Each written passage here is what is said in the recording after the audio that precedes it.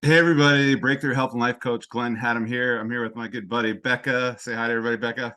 Hey, everybody. Hey everybody. All right. So today's a special episode. It means there's a lot of meaning in this episode for me because I've been on a unique journey. I've always been climbing mountains, but I've in the recent, this last year, I've been on some conquests. And I was very fortunate to reach out and connect with Becca to get some guidance. I hired a guide to help me prepare, not just physically, mentally, and emotionally, on this kind of spiritual journey I've been on. I guess when I reached out to you for help, I thought I was hiring you for certain things. And then I found out there were these other things that needed a lot of love and attention and tenderness. And other parts of me got awakened by just the pure two energies trying to navigate an obstacle. And We set off together. They're here in Boulder, Colorado. There's an area called El Dorado Canyon that's um, it's a maze of Becca would say a place to like dance. It's like you get up there, there's just all these like incredible things to open up and pathways to discover. And I was like, okay, there's just this big freaking rock, and we've got to get to the top of this thing. And why are we taking the most complicated route there? And I got to experience that afternoon. You probably recall, but I got to experience myself being confronted with myself. I don't know if it was necessarily the rock. It was I got confronted with myself while being on this rock, and actually got to experience myself freezing up in like terror.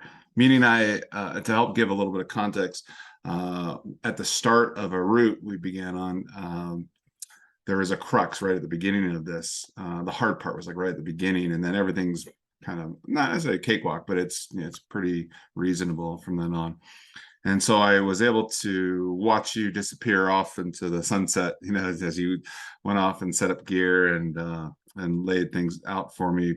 And I found myself positioned myself in a place where I climbed through the hard part. I got through the hard part and got stuck in it. And I couldn't go back down, and I couldn't figure out how to go up.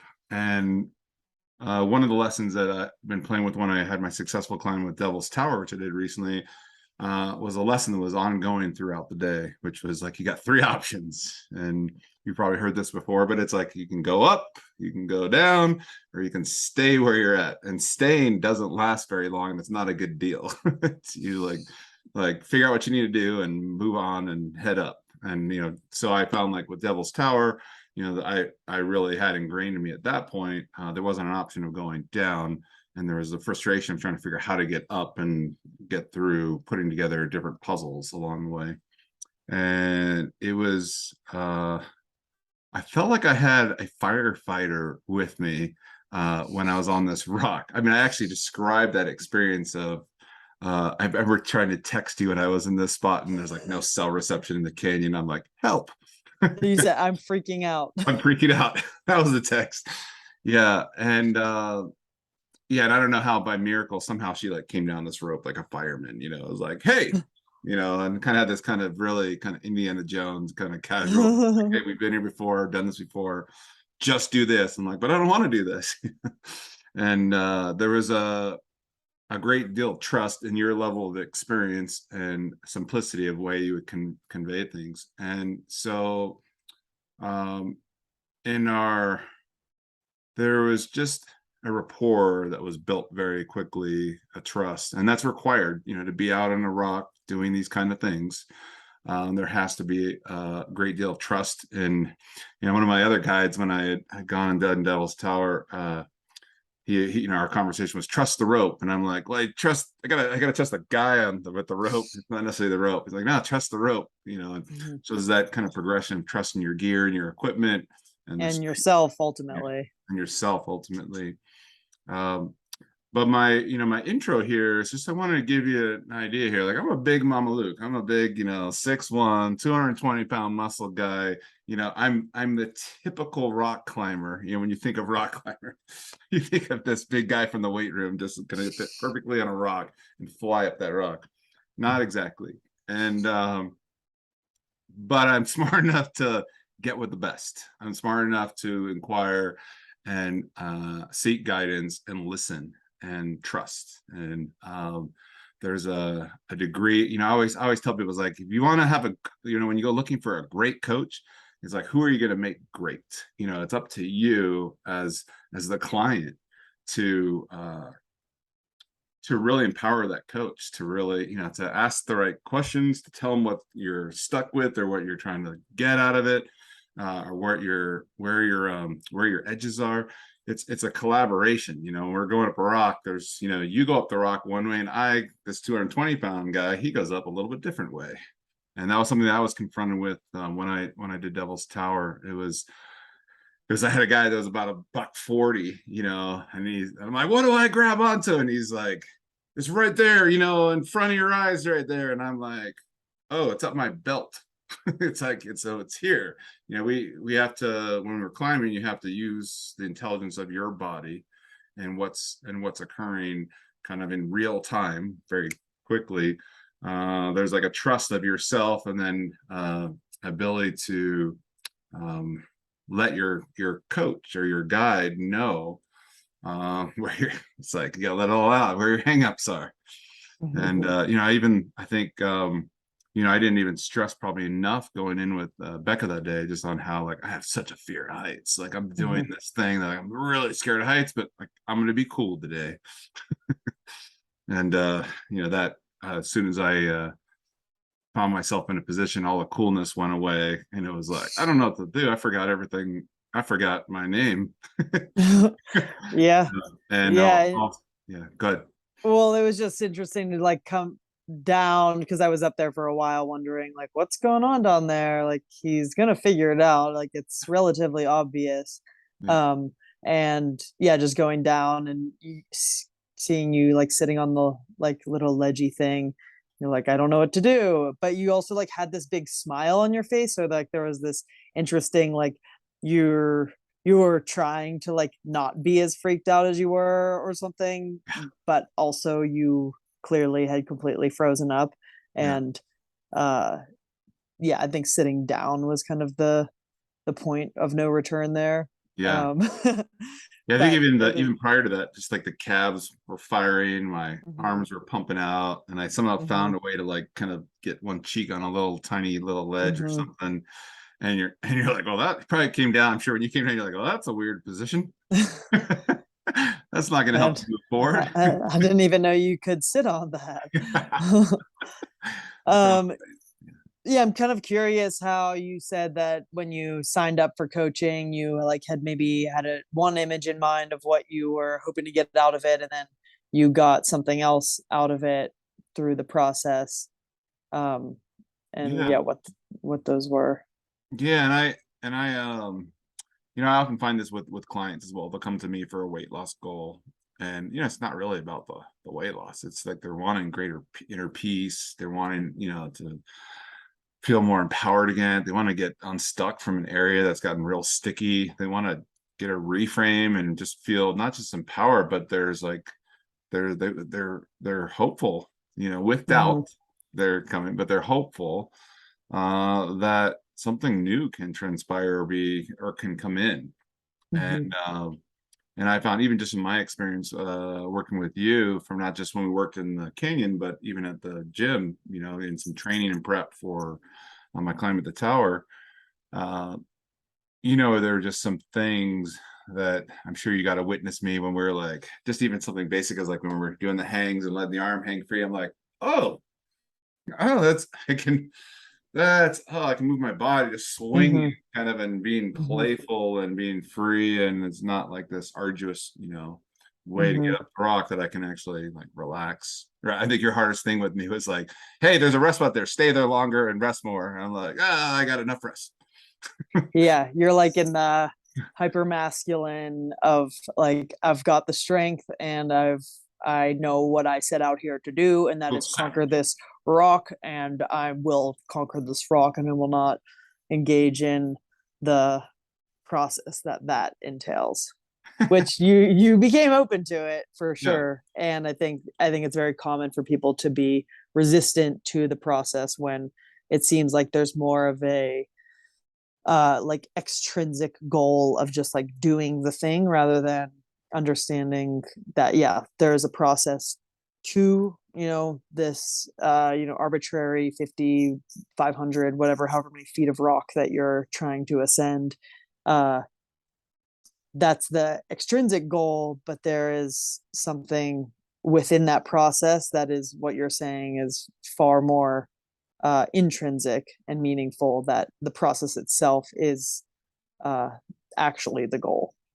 Yeah, and I started to, I started to understand when I got some recommendations for a couple of books, The Rock Warrior's Way and then Mm-hmm. Vertical Mind. I was like, oh, I should Mm-hmm. have read these books a long time ago. Mm-hmm. Like Yeah. something shifted inside me.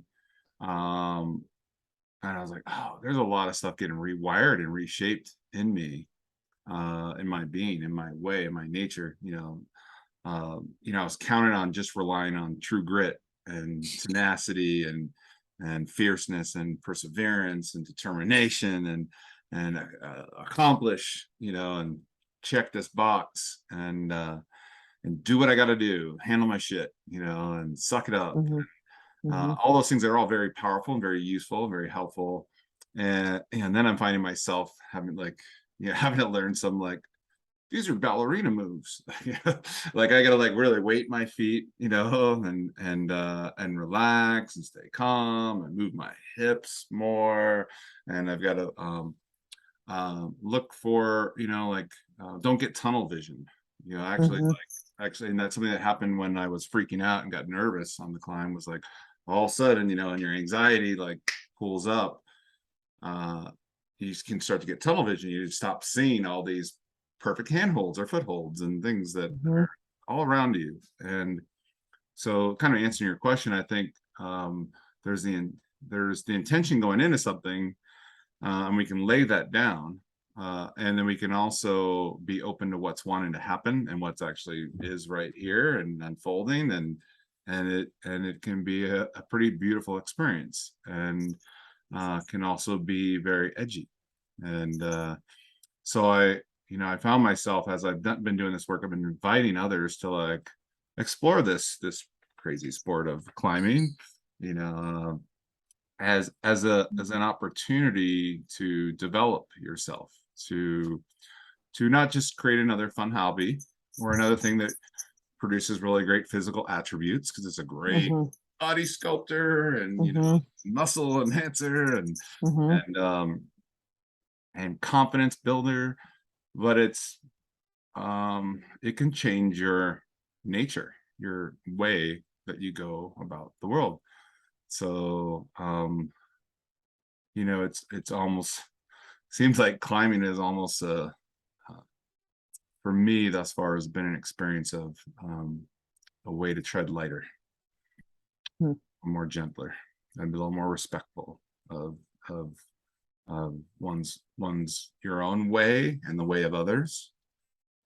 And I'm curious to hear like what what feeds you in this sport, and in this activity. That's just kind of something that I if you talk to Becca on any other day, it's like she's got this cheek to cheek grin, about being out in the canyon and helping people, giving people an experience Mm-hmm. um, out there. And these aren't little rocks; these are big rocks, Mm-hmm. and these are big accomplishments. But they're one thing you can see it on your in your Instagram or all your social media stuff is like people are having a good time. They're Mm-hmm. laughing, they're being Mm-hmm. silly and doing crazy stuff. And there's a video I had posted when I was on Devil's Tower. I don't know if you've seen that one, Becca, but we're climbing up and the guys are just cracking jokes, and I'm like Mm-hmm. busy in the midst of like the terror of this like section I'd just gotten through, and I'm just like, hey, will you guys be quiet? You guys are distracting me from the seriousness of this scary climb, of like Mm-hmm. maybe falling. you know, Hmm. and then Which is fair. It's fair just to ask yeah, people to be quiet while you're concentrating and cruxing out. That's a fair request. yeah. And there's another level of like, you have fun. You got a lot of fun doing this stuff. Yeah. It not just stretching your neuroplasticity and expanding your conscious awareness or your capacities. It's us. It actually is a form of play. Like I see you as someone that's at play with this, and so maybe like share what you experience from a lot more repetition and a lot more uh experience doing this. You've been doing this for how many years now? You've been I've been climbing for about 12 years. 12 years. I started bouldering, which was definitely very fun. Like group of friends out in the boulder field, like just having a great time together. That's much more social sport. Then when you get into rope climbing, it's more of like a one to one sport where you're going out with one climbing partner. Sometimes maybe like a small group going sport climbing together, but usually it's like you and your one partner, and that's what the adventure is. And I think I was drawn to that experience of going on a bigger adventure with one person and like having that as a connective factor, and then seeing like what adventures, yeah, like the two could do together. So I became much more drawn to sport and trad multi-pitch adventures, and so that's what I focus on now. Yeah, I think like all of the things that you sort of mentioned, where like yes, it's a great way to stay fit, to get outside, to get exercise, to like spend time in nature and be physical. Like those are just baseline. Climbing checks that box.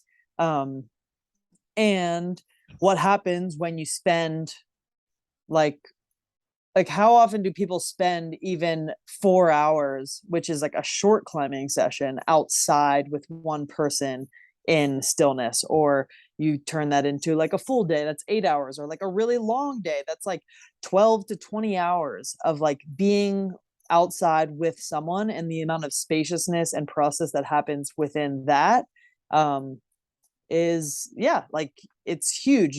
It's hard to find like that level of connectedness, um in our daily lives with someone and with nature and with self, and like the process of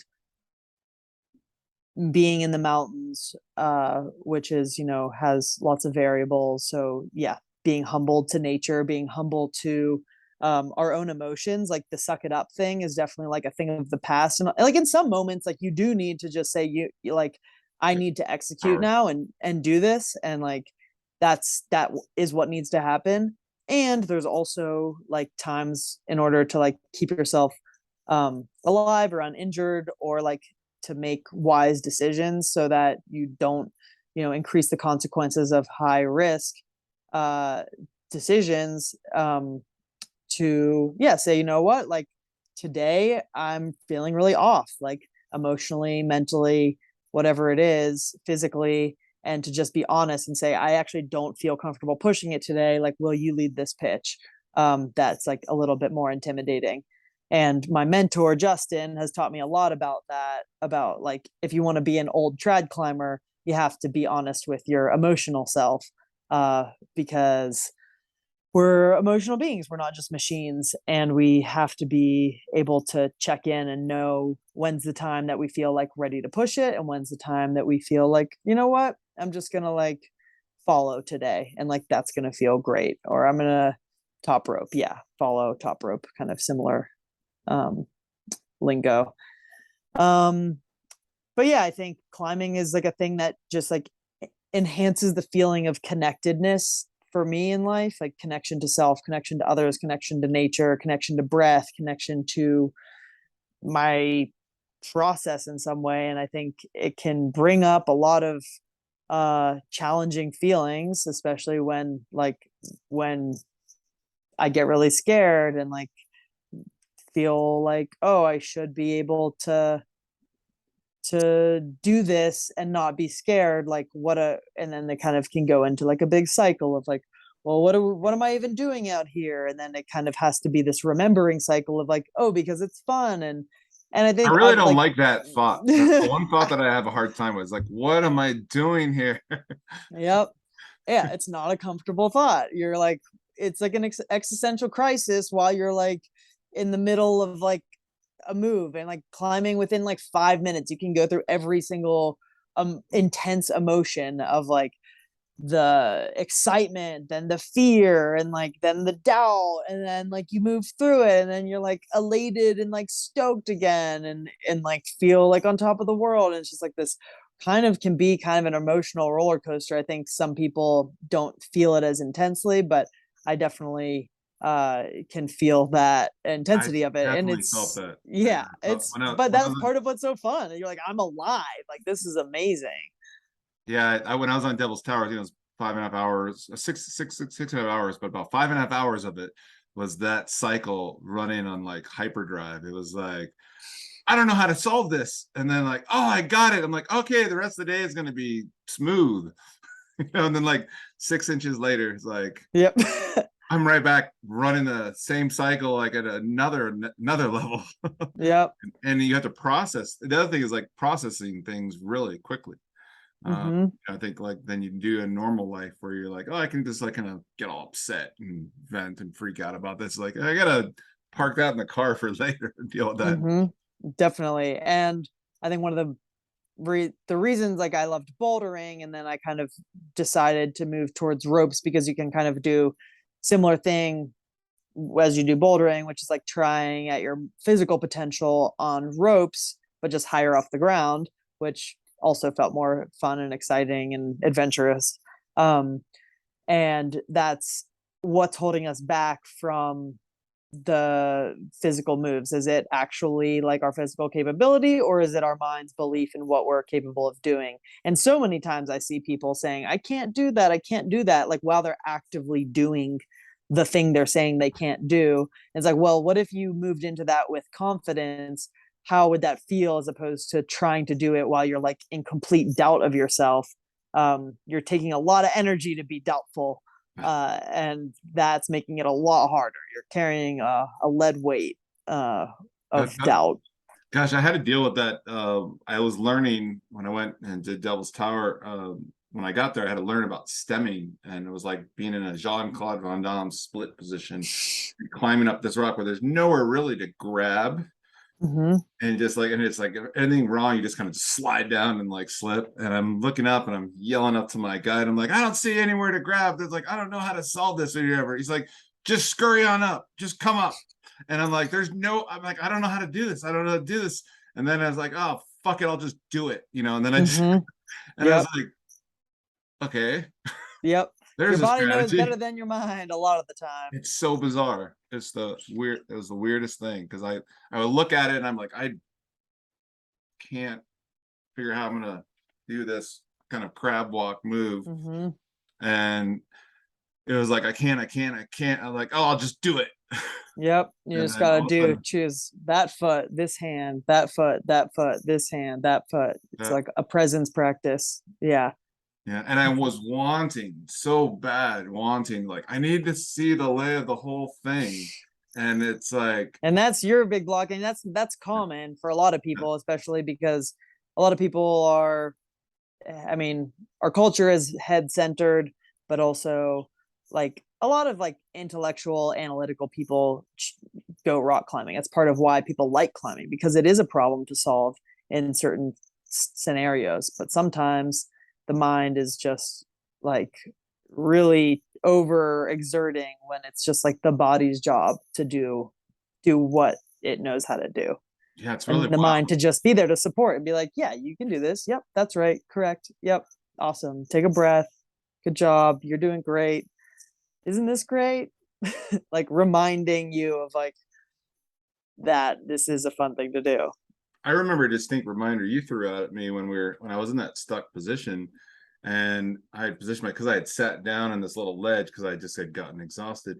I couldn't see the hand footholds, and you were like, just we were going to traverse this area, which looked really scary. Uh, and I had just like put my foot out there, and you're like, just get your foot out there, and then you'll see all the rest. I'm like, if I put my foot out there, I'll fall. And that's that kind of line of like, well, it's okay to fall. It's okay. Trust the rope. And you're like, I Mm-hmm. don't want to fall though. And it's like, as soon as I put my foot, I was able to trust you because I had exhausted all other possibilities. I'm like, all right, can't get a helicopter in here to get me. She's not gonna let me climb down. uh, and just kind of like, tuck my head down between my tail between my legs and go. That wasn't an option. So it was like, I put that, I remember I took this big reach out with my leg, and I'm like, I'm gonna fall if there's nothing out there. And it's like, I reached out there and I was like, boop, and you're like, see, now it's easy. And I was like, boop, boop, boop, boop, up the rock. After that, it was like, I was stuck on one little move to get all the easy stuff for the rest of it.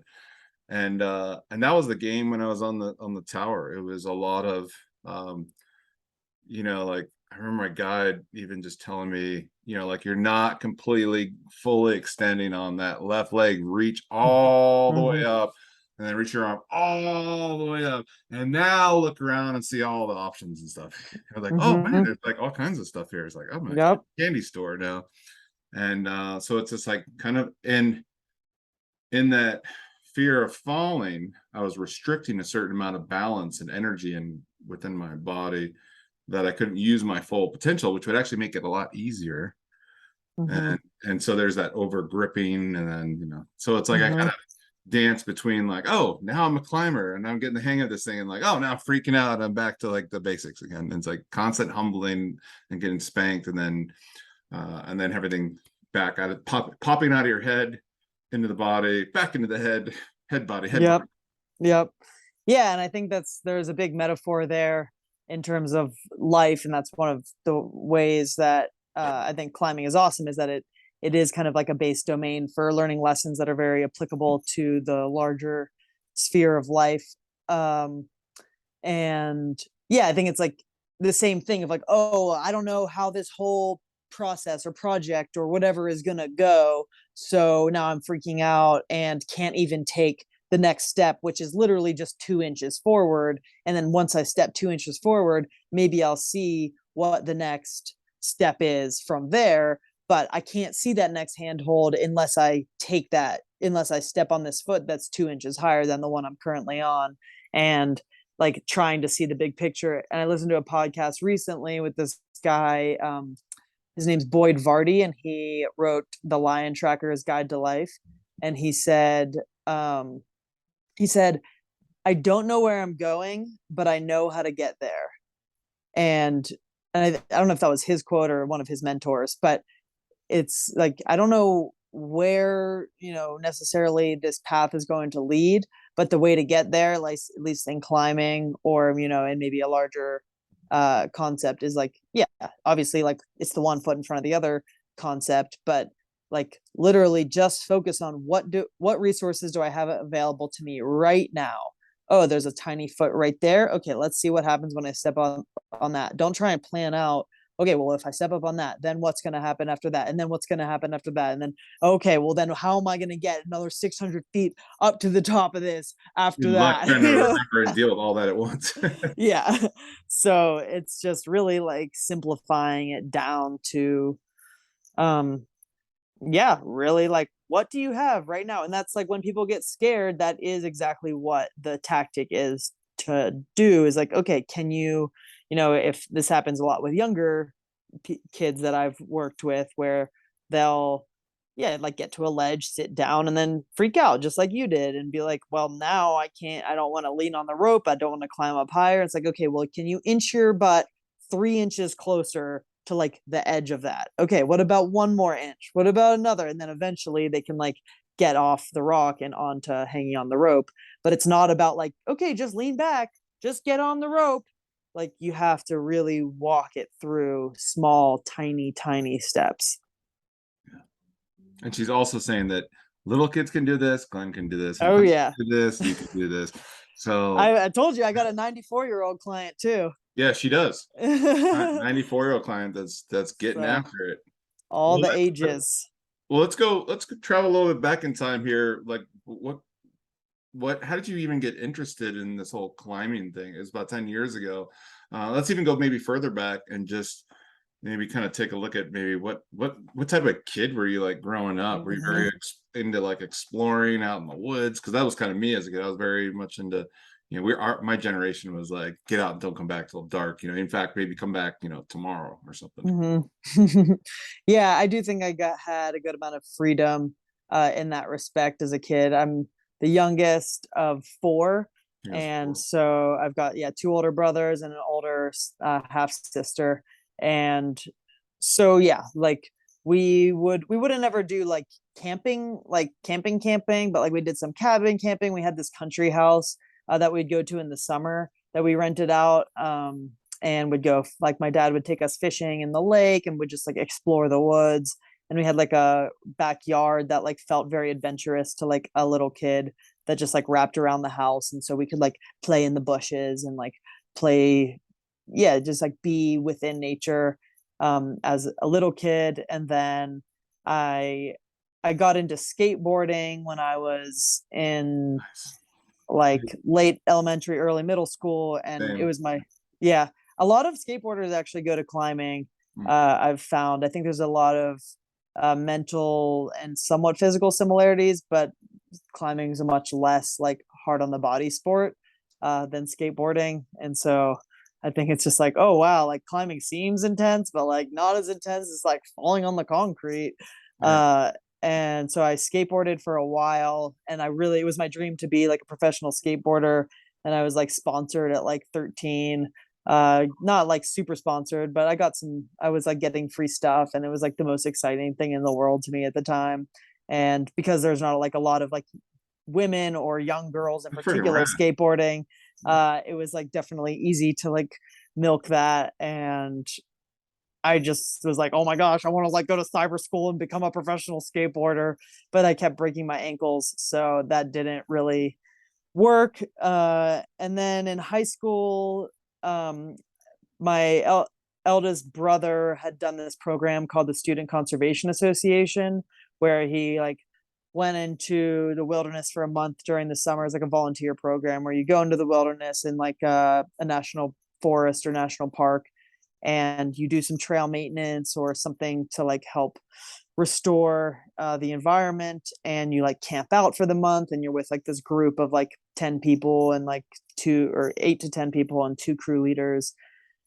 And so I saw him do that when he was like 16. I was like, I can't wait to do that, because he's 5 years older than me. And then by the time I was 16, I did that, and I spent a summer in the George Washington Jefferson National Forest in Virginia, building trail and camping out. And I like just fell in love with being physical in the outdoors, and like outside. It became very clear to me was the place where I felt most comfortable being myself, and that like all of the things that like I was trying to keep up with and like be cool with in high school just like didn't matter at all. And it was like, yeah, you can be a goofball, you can be freaking weird, you can wear whatever you want to wear, no one's going to make fun of you, like. And that was a very liberating thing for me. And so I did that the next summer, and I got to go to Alaska Well, and spent a month in Alaska, same like working on trails with an awesome group of people, and just having the time of my life. And then going back to school and kind of feeling like constricted again. And it kind of led me to become like, down the line, I ended up going to college for and getting a degree in outdoor leadership, because I just was following this path of like, how do I like, I wanted to be that person. Like, I looked so much up to my crew leaders at that time, and like they were huge mentors for me at the time. And I just thought they were like such awesome people, and that they could do that for job, and they were having a big impact on my life. And so I was like, well, I want to do that. I want to like do something awesome and have an impact on the life of high schoolers or youth. And so I pursued that, which was like kind of an experiential education um, program and degree. And then yeah, kind of was able to turn that. Got into climbing because of a friend in college, um, who I'm still friends with, and he doesn't even really climb anymore. But yeah, I just kind of was melding the worlds of like, okay, well, I want to be outside. And through climbing, I was like, well, climbing's more fun than trail work, so I can still get outside and be physical, and that's you're very fills that. athletic, Yeah. but got and an opportunity. it's not quite full on labor work, but it still has been, gave me a respect for the work, like in order to get to climbing areas or whatever. It's like that is a lot of work out there. Even just moving one rock is like a full on process. And yeah, I think just get more, it gave me, all of that gave me more connectivity to understanding kind of how lucky we are to be able to go have such easy access to go outside and go climbing, It's even something though that we it's, really take for granted, like the work yeah, that goes into putting these incredible trail systems, these beautiful trail systems we have here in, Colorado, but all over, the work that goes into that, you got to experience firsthand. Like it's like I said, to move just one of these rocks and to get it set right. There's a lot of blood, sweat, and tears and talent. yeah, seriously. Yeah. Um, So yeah. you kind of developed kind of a meshing of those worlds of where you felt at most at home and where you were Mm-hmm. stretched and Mm-hmm. found challenge. And then, yeah, I know along the way you also been involved with a couple of different things. Like I got involved with, I don't know the whole story as far as maybe you can share with us, but like you got involved with one of these TV shows. I was like, what? Oh, Amazing Race. What is that? Is it like Survivor or something, or like Alone in the Wild? Because I could picture you doing the next show would be like being alone, as long as there's climbing, Yeah. like, okay, part of the day is building my fort, part of my day is climbing. But maybe share a little bit Yeah. about, how you've kind of stumbled into the next things along the way, along your journey to arriving here at this place of leadership that you're in now in the climbing community here in Boulder, and Mm-hmm. name for yourself and with the different we'll share a little bit later about some of the women's programs you're doing and a lot of the really Mm-hmm. great stuff that you're up to. But maybe share a little bit about, I guess moving further along on your journey. Yeah. Well, so it was my childhood dream kind of around the same time that my brother did SCA for the first time. I was like 11 years old, and The Amazing Race had just started to air as a television show. I think it was like 2001. Um, and I saw the first episode I saw, I was like, I have to do this. It was a race around the world doing challenges with one partner. I mean, in some way, it is very similar to climbing. Like you're building a partnership built on trust and shared capability, but in like a very adventurous um, atmosphere, which in this case is using the entire world as your playground and challenge course. And so it was my dream to go on the show with my brother David, and so you're not eligible until you're 21. So I was 11 and I just was watching the show, taking notes, figuring out strategy, trying to understand this game. And then when ultimately we applied when I was 22, and kind of were noticed initially from our application, we got some interviews. They were like going to send us out to LA for like the final like in-person interview, but I think there's themes for every season, and they ended up doing a theme that like we weren't relevant to, so they just said keep applying. And so we kept applying. We applied the next year and didn't hear anything, and then like another couple years passed, and I was like, oh, I kind of forgot. And then David was like getting married, gonna have a baby, and I was like, okay, well, we've got one more chance to apply, like before maybe this dream is dead. um and I was actually in the middle of editing up our third application when just on some random day, this is like 4 years after the initial application video I sent in, casting gave me a call and said they're going to do something different this season. It was the season of strangers, and so they wanted me and not my brother, which, and was upsetting because I wanted to do it with him, but in some way there's like something better about being broadcast on live television, not with someone that you have like emotional baggage with. Mm. uh so we Save didn't that have to relationship. have like a sibling, Yeah, rivalry on national television. which would have been um rad. yeah, I wonder how that would have gone,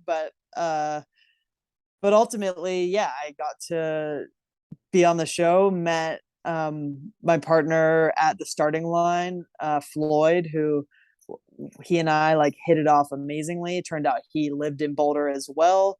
And we made this very well balanced team.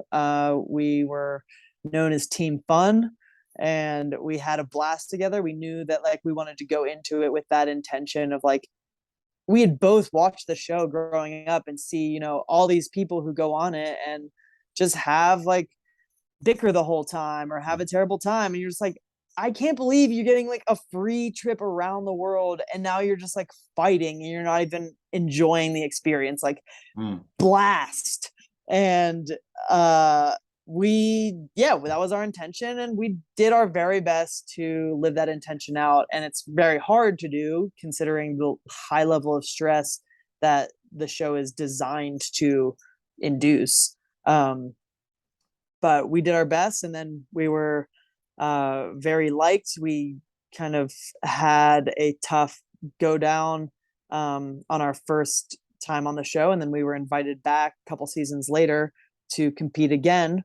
And so we got to live the dream twice, and that has definitely had a big impact on my life. It was like a total of 4 years where it was like filming, airing, filming, airing, and just like kind of being in that amazing race landscape. So what And might be like an example, Becca, of like a high stressful activity that Team Fun or Becca can handle?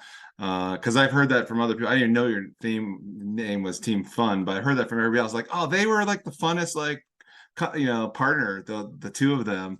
And I'm picturing you going around the world. I'm going like, well, that sounds like fun. I'm like, what's so stressful about this show? Because I never really watched the show. But what's I guess maybe like, is there a highlight moment like, oh, we somehow miraculously got through that and we crushed that event with competing with some of the other teams, I guess. So yeah, well, it's a reality show, so they know how to create stress. great drama. Yeah, they know how to create stress and drama. By first off, it's a prize for $1 million, so the stakes are very high. Like the desire to Big win snowball. is very high. Yes. And then every leg of the race, if you get in first place, you win a prize. And like that prize can be money, it can be an amazing trip. I won a trip to the Galapagos Islands. And so it's like super radical if you get that. And then like you get this next life-changing experience to have for your adventure book. So there's a lot of want to get to do well. And there's also a ton of unknown built into it. So much of the time you have no idea if you're in first place or in last place, or like, are you in second to last, or how far behind are you from other teams, or you're just like out there in the world trying to get through every challenge and like hope, in some cases hoping you see other teams, and in some cases like hoping you don't because maybe you're ahead of everyone. But so being that it's a race, a lot of it's against the clock. Like you're trying to get like the best time for that activity in most cases, or it could be a variety of different things. Variety. So like every single leg of the race has different challenges. So you arrive in a country and it'll say, find this place, and you find this place, and then you get one of two different types of challenges. There's like detours where you can choose between two tasks, and roadblocks where one partner within the team has to do the task. And like the other partner can't help at all. So like making those decisions about like which challenge to do or who's going to do the task are very big decisions, and making those decisions under stress can lead you to make a potentially wrong or suboptimal decision. And then there's also these things called U-turns, where you can disadvantage another team by causing them to do both sides of the detour. So essentially having them do an extra challenge. And we have been subject to a grand total of 3 U-turns in our time in the race, and have made it back from 2 of them. Okay. And yeah, so it's like high stress when someone's like, we want you to be out of the game, so we're going to U-turn you. And it's like takes for me feels very personal. I'm like, you're trying to destroy my childhood dream right now. How could you do that to me? And it's like a game, but it feels very personal. And and so the stress of trying to keep it together when it feels like um other people are trying to disadvantage you, plus Psychology, yeah. yeah, having to then do twice as much. And what could have happened is that after coming back from our first U-turn, could have gained the confidence to know, like, okay, our team is really strong and we're capable, so why don't we just trust our capability and not be so afraid that we're not going to be able to beat other teams or be able to succeed. And I think it is a really, I'm working on writing a book about how Amazing Race is a microcosm of life, because I mean, this is one of the many lessons from it. Where are we going to be so afraid that we can't, you know, rise up, be better than someone else? Or are we going to trust our capabilities and know, like, yeah, I want to be there with the strongest because the strongest help build me up and I help build them up. And then when it comes to the final three, like, let's see what happens. Right. And like, we're just as capable of winning as anybody else.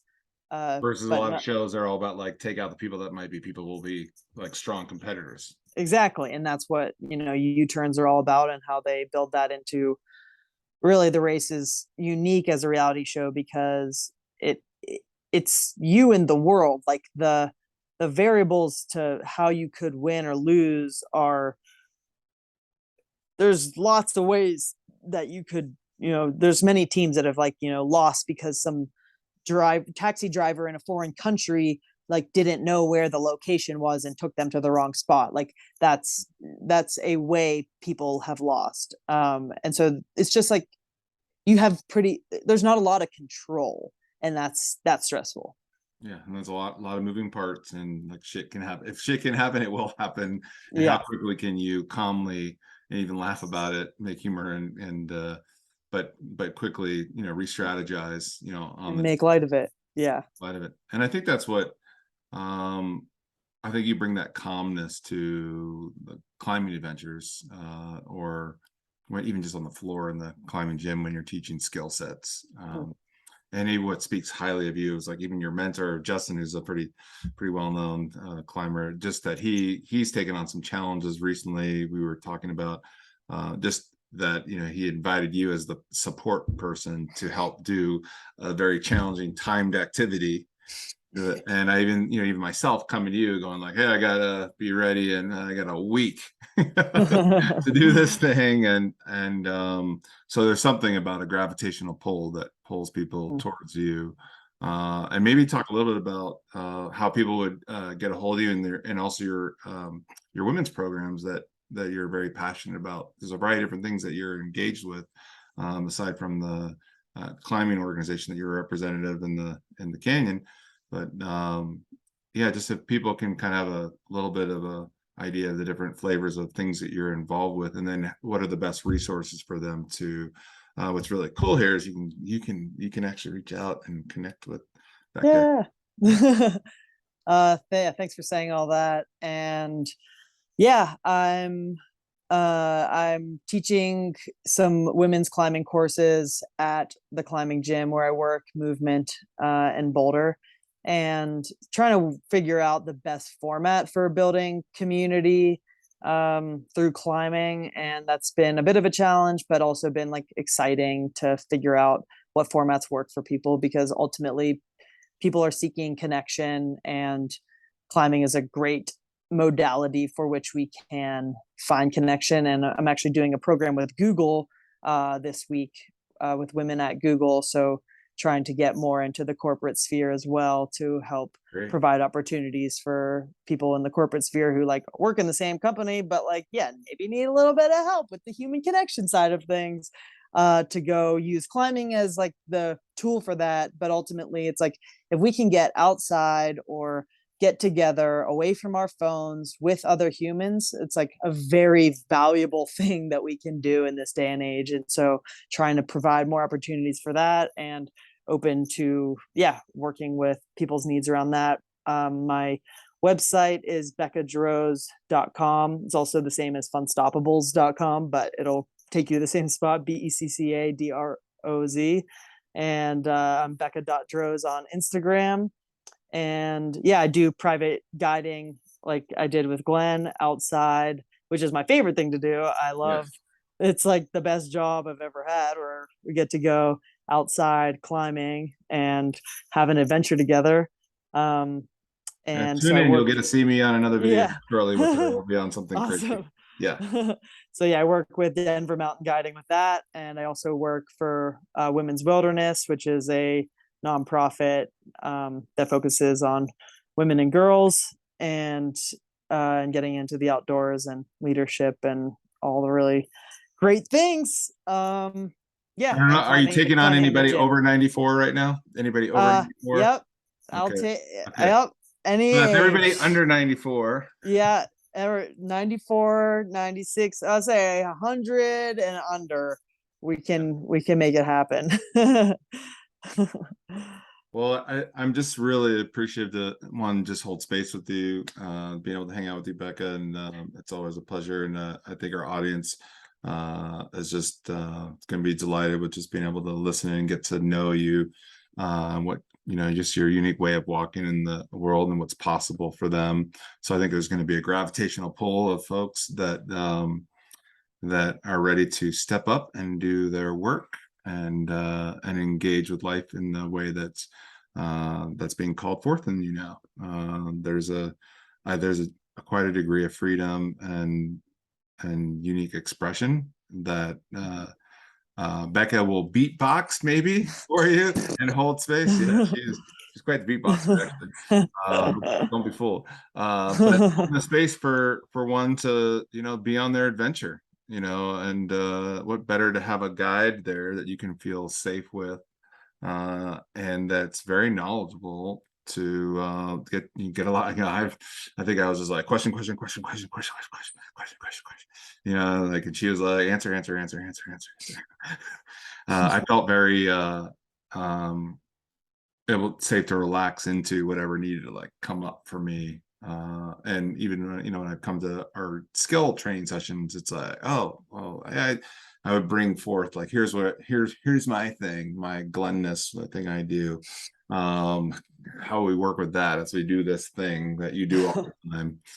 And so I think our audience, when folks get an opportunity to work with you, will feel a very welcoming space to be themselves or find out more about themselves. That's been that answering that question earlier. It's like I'm rock climbing and working with guides has been an opportunity to, again, not just stretch neuroplasticity, but also like I'm just experiencing myself very differently. This is a unique activity, not just in the problem solving analytic aspect or the fitness, body movement, engagement, or firing all the different channels of energy, but it's I think the best word is it's mysterious.